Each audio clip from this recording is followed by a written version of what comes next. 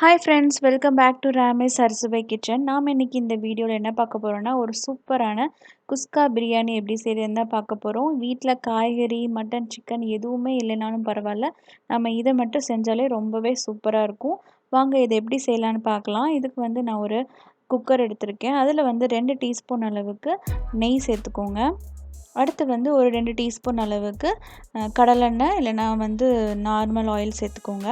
அதை சேர்த்துட்டு எண்ணெய் வந்து நல்லா காஞ்ச பிறகு ரெண்டு பட்டை, 2 கிராம்பு, அப்புறம் வந்து ஒரு நட்சத்திர சோம்பு, அப்புறம் வந்து ஒரு பிரியாணி இலை, ஒரு ஏலக்காய், இதை மட்டும் சேர்த்துக்கலாம். இதை நல்லா சேர்த்துட்டு அந்த எண்ணெயில் வந்து நல்லா பொரிய விட்டுருங்க. அதுக்கு பிறகு நம்ம வந்து கொஞ்சோண்டு சீரகம், அப்புறம் வந்து கொஞ்சோண்டு மிளகு, ரொம்பவே 1/4 டீஸ்பூன் அளவுக்கு மட்டும் சேர்த்துக்கிட்டா போதும். அதுவும் நல்லா பொரிஞ்ச பிறகு நம்ம வெங்காயம் கட் பண்ணி வச்சுருக்கோம். நான் வந்து 2 கப் அளவுக்கு பாஸ்மதி ரைஸ் போடுறேன். அதனால் வந்து நான் ரெண்டு வெங்காயம் எடுத்துக்கிறேன். ஒரு மீடியம் சைஸ்டு வெங்காயம், அதை வந்து சின்ன சின்னதாக கட் பண்ணி சேர்த்துக்கோங்க. வெங்காயம் வந்து நல்லாவே வதங்கிடணும். நான் வந்து 2 பச்சை மிளகா கீரி சேர்த்துருக்கேன். நீங்கள் வந்து உங்களுக்கு எவ்வளோ காரம் வேணுமோ அந்த அளவுக்கு சேர்த்துக்கோங்க. இப்போ பார்த்தீங்கன்னா வெங்காயம் வந்து நல்லா வதங்கிருச்சு.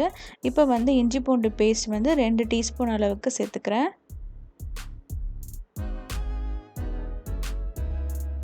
ஸோ அதுவும் போட்டு நல்லா வதங்கின பிறகு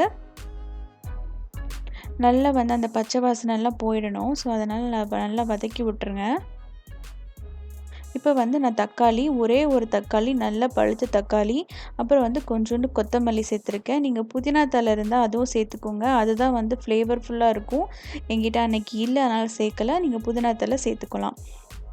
1 டீஸ்பூன் அளவுக்கு கரம் மசாலா, 1 டீஸ்பூன் அளவுக்கு மிளகாய்த்தூள், இது 2 மட்டும் போதும் குஸ்காவுக்கு. ரொம்ப பொடி வந்து தேவையில்லை. நீங்கள் கரம் மசாலாவுக்கு பதிலாக நீங்கள் 1 டீஸ்பூன் பிரியாணி மசாலா கூட சேர்த்துக்கலாம். இதெல்லாம் வதங்கின பிறகு நான் 3 டேபிள் ஸ்பூன் அளவுக்கு தயிர் சேர்த்துருக்கேன்.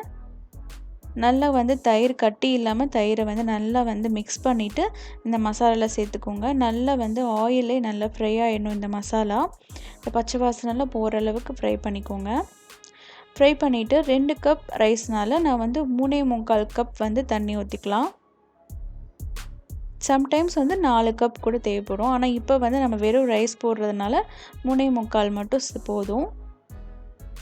ஸோ நான் நல்லா தண்ணி கொதித்த பிறகு நம்ம வந்து ஊற வச்சுருக்கிற பாஸ்மதி ரைஸ் சேர்த்துக்கலாம். நீங்கள் சீரக சம்பாவில் கூட செய்யலாம், இல்லை நார்மல் சாப்பாட்டு அரிசியில் கூட செய்யலாம்.